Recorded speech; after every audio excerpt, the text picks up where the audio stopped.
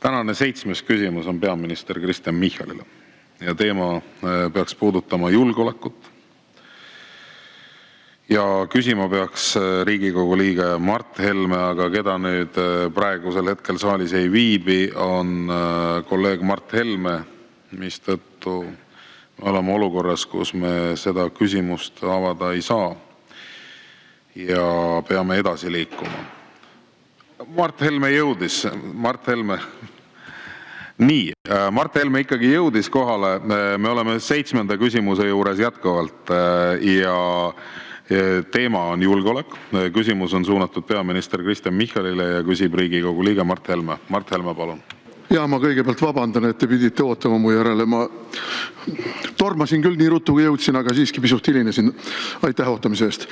Ja küsimus puudutab mul nüüd praegu maailmas toimuvaid murrangulisi sündmusi. Ja selles olukorras minu arvates on Eesti välispoliitika toimetamas ebaadekvaatselt. Ja kuna valitsuse juht vastutab kogu valitsuse tegevuse eest, siis vastutab ta ka loomulikult meie julgeolekupoliitika ja välispoliitika eest. Mida ma silmas pean? Ma pean silmas seda, et me oleme arusaadavalt, ma rõhutan, arusaadavalt võtnud väga selge ja võiks öelda konfronteeruva hoiaku Venemaa suhtes, kes peab agressiivset sõda ja kes kujutab endast loomulikult ohtu mitte ainult Ukrainale, kus ta praegu sõdib, vaid ka paljudele teistele riikidele, Eesti kaasa arvatud. Samal ajal oleme me võtnud ka väga vastanduva hoiaku Ameerika Ühendriikide, eriti Ameerika Ühendriikide presidendi Donald Trumpi suhtes.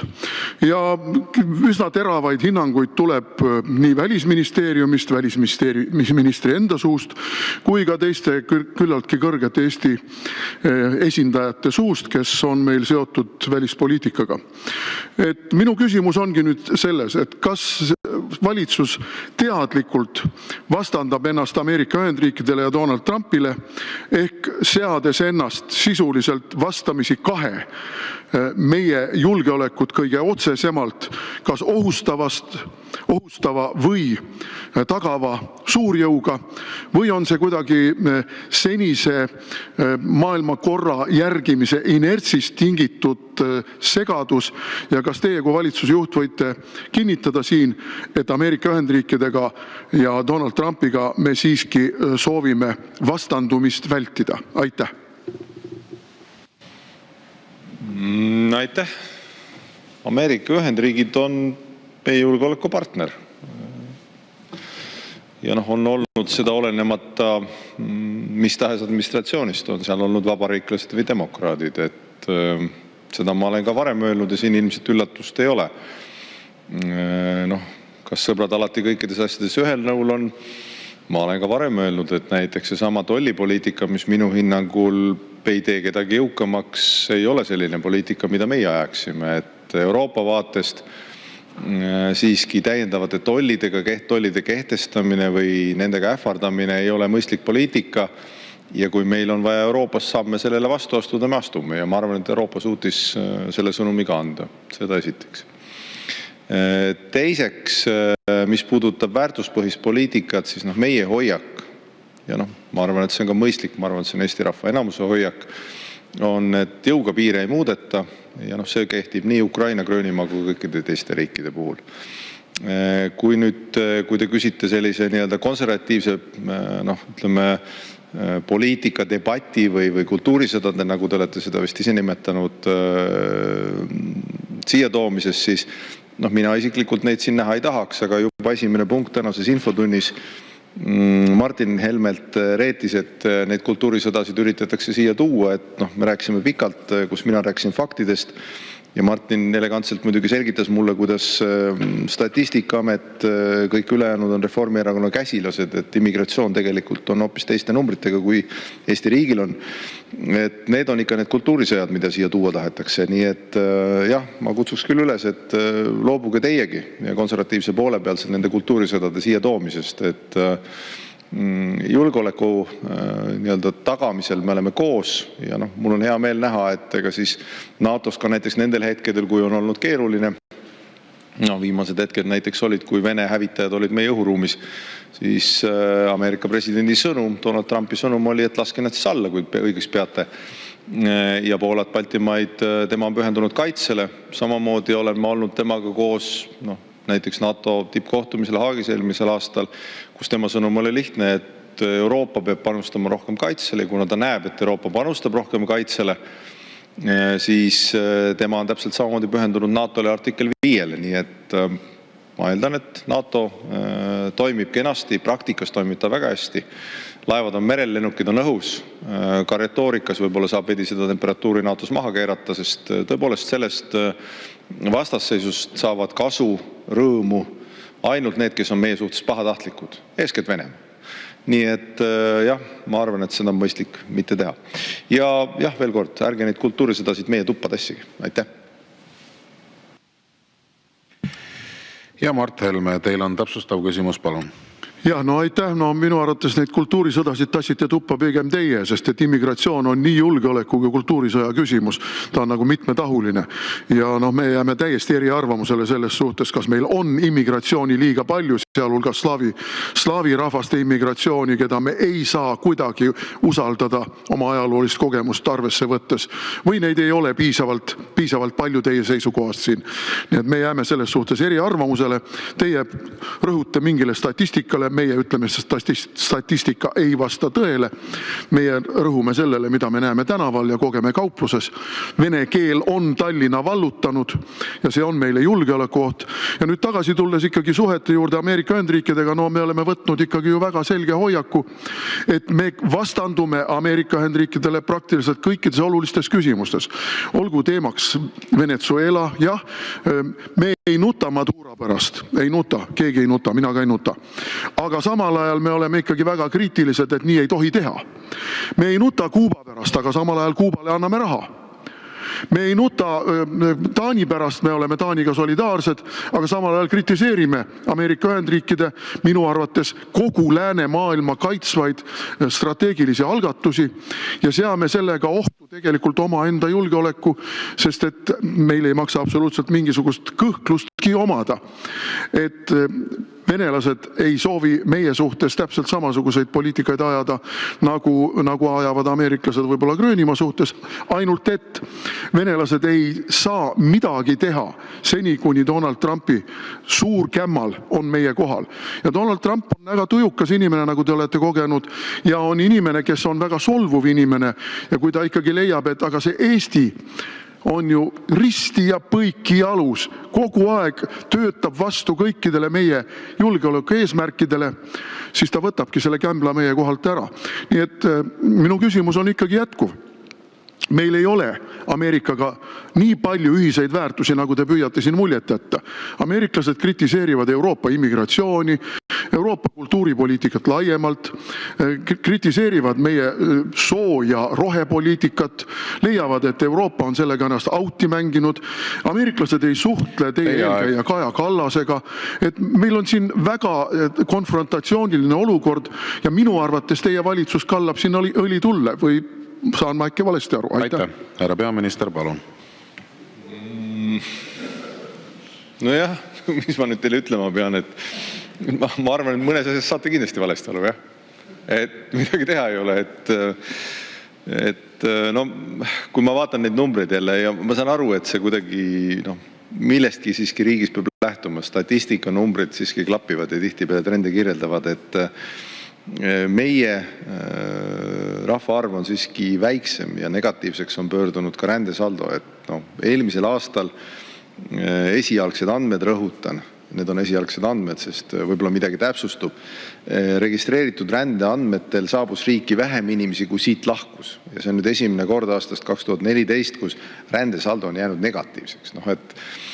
Sellel foonil ma ei kujuta ette, müts maha, eks ju, teie nende poliitikadoktorite ees selles konservatiivses maailmas, et kes üritavad sellest välja otsida juttu, et on mingi massiränne, sest numbrid seda kuidagi ei toeta. Nii et seetõttu ma kardan jah, et see nagu jutt sükest faktikontrolli üle ei ela. Seda esiteks. Teiseks, julgeoleku valdkonnas, mina suhtlen Ameerika Ühendriikide erinevate esindajatega erinevas formaadis ja võin kinnitada, et Eestit peetakse julgeolekut lisavaks ja väga tugevalt oma NATO ja regiooni julgeolekusse panustavaks riigiks. Meie erinevatest teenistustest arvatakse väga kõrgelt. Eestil on see, millega panustada üldisesse julgeolekusse täiesti olemas ja seda me kindlasti teeme. Nii et mul on väga keeruline öelda, kust oma need vaated võtate, et just kui keegi võiks arvata, et Eesti ei ole julgeolekus eesliinil või eesliinil panustaja, sest erinevalt paljudest riikidest Eesti ka teeb seda, et on neid riike, kes kuidas ma ütlen, maailmas läbi ajaloo on rääkinud sellest, et nad pingutavad julgeoleku nimel ja võib-olla on jäetud pingutamata, värvitud seinu. Eesti reaalselt paneb sellel aastal 5,4%, 2,4 miljardit paneb kaitsesse.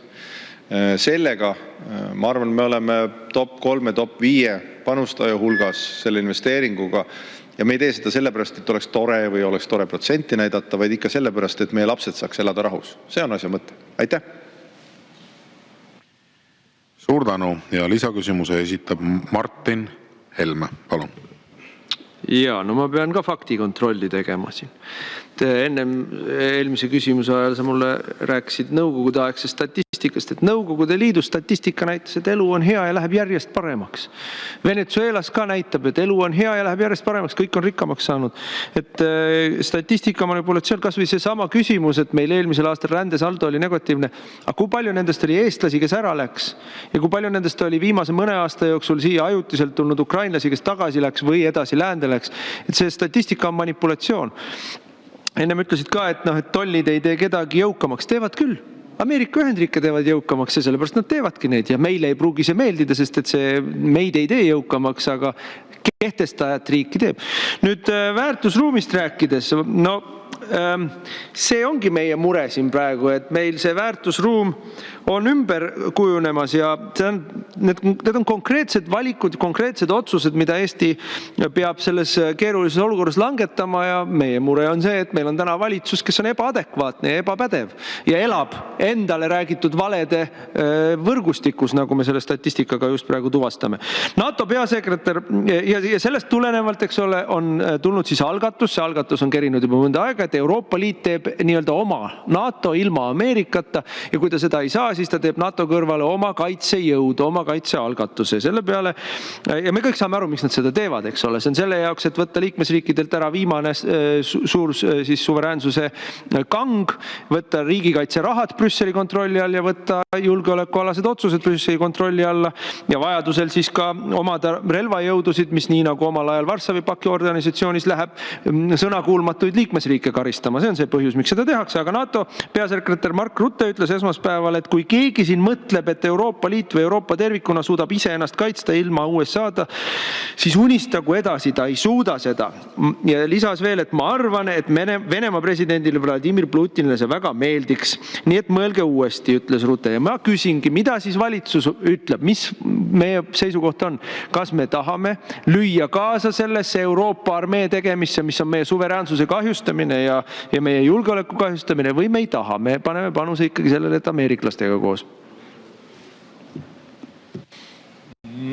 Siin on nüüd mitu asja, et teie küsimuses, et kõigepealt sihukest üldpoliitiliselt mulle tundub jah, et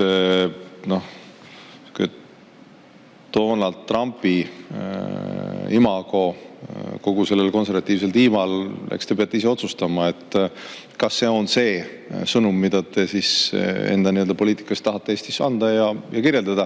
Ma saan aru, et teie olete seda suutlikult peale surunud Isamaale ja teistele, kes üritavad seda katta, müts maha, te olete edukad olnud selles.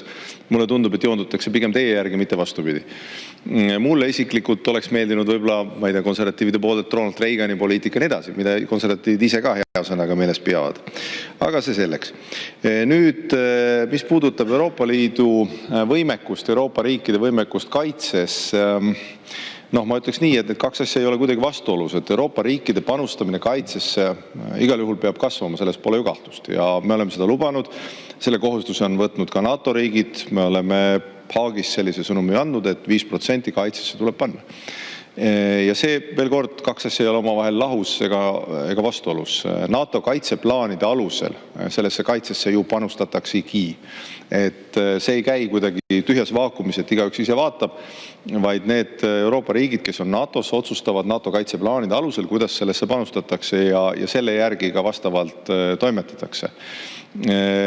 Mark Rütte hinnang, et Euroopa ei suuda oma kaitset üksi üle võtta, võib-olla see mingis ajaraamis on tõsi, aga pikemas plaanis ma arvan, et Euroopas on nii jõukust kui võimsust, et kujundada välja oma kaitsevõimed.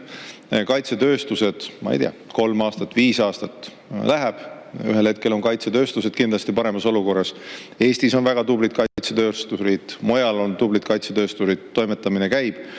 Täiendavad investeeringud kaitsevõimesse, laskemoona. Jah, ilmselt väga palju selliseid kriitilisi võimeid tuleb täna osta maailmast, Ühendriikidest, Koreast, Iisraelist, kust iganes, Prantsusmaalt, kust iganes ostetakse. Aga tulevikus on kindlasti seda võimet ka Euroopas ise toota, ise hakkama saada ja tuleb juurde uusi sõjapidamise viise ja tehnoloogiaid, mida me õpime muuhulgas ka Ukrainast, et see ei ole ainult ühesuunaline tänav, vaid tegelikult tuleb ka sealt tagasi. Nii et ma ütleks teile, et Euroopa, mis parem on olnud selline üsna pehme rahuprojekt, ilma relvadeta, armeeta, valmisolekuta, ma arvan, et ajas muutub kindlasti tugevamaks ka selliseks, kus on olemas korralik kaitsevõimekus ja ma arvan, et Venemaad vaadates ja Venemaa ohtu vaadates on see paratamatu. Aga need kaks asja tingimata ei ole vastuolus jälle. Te üritate ehitada vastuolu NATO ja Euroopa Liidu võimestumise vahel. Euroopa panustab kaitsesse NATO kaitseplaanide alusel. Me töötame NATO süsteemis ja väga hästi töötame. Aitäh! Suur tänu! Sellega lõpetame tänase 7. küsimuse käsitlemise.